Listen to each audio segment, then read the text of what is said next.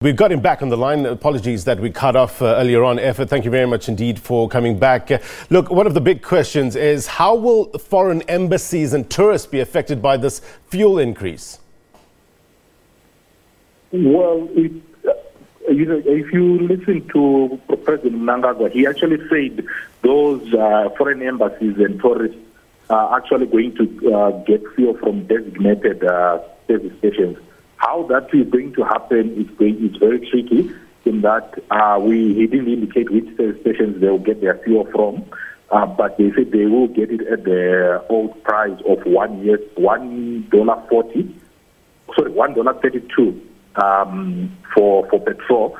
But it's really very unclear at the moment how this whole thing is going to turn out, because they keep insisting that the Zimbabwean bond is equivalent to the US dollar, and that if you're a Zimbabwean and you've got your US dollars, you're actually going to be buying the same fuel at the price of $3 $3.31 actually. So it's really it's a very confusing setup that they did announce. We'll wait to see how it unrolls as the days progress.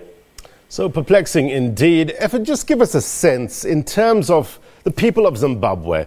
Look, we have a relatively new president there with this economic woes, now this fuel hike.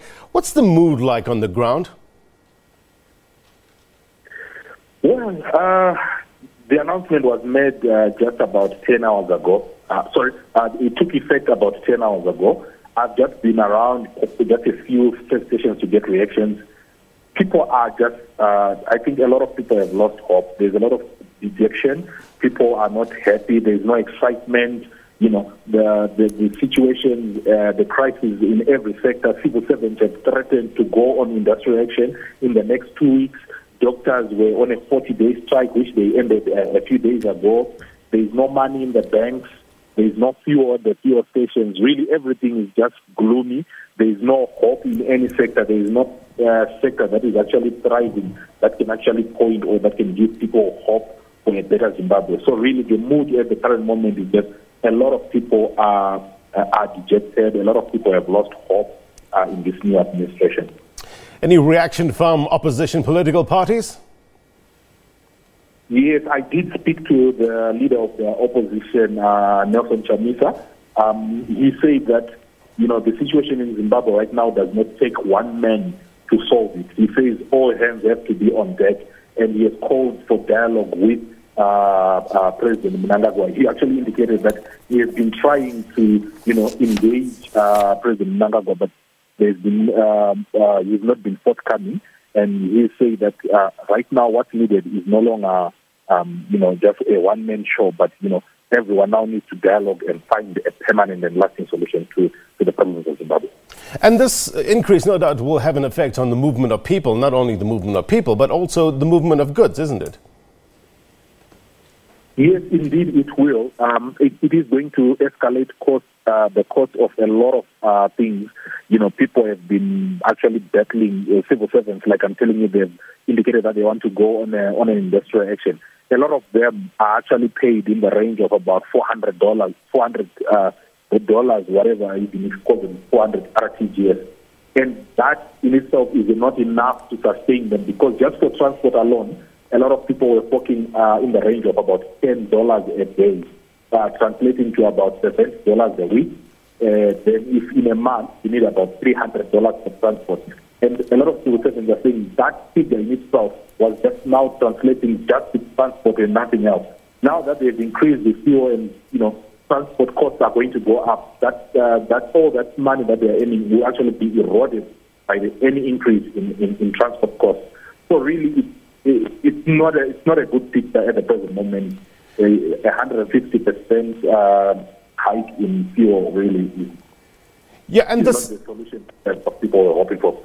I hear you. Yeah, no doubt it will have a huge impact on people. But this new currency that is likely to be introduced over the next 12 months, what do we know about it? Okay. Yesterday, when President Emerson Mnangagwa was asked that he keeps insisting that the current US dollar is equivalent, is at par with the US dollar. The bond note is at par with the US dollar.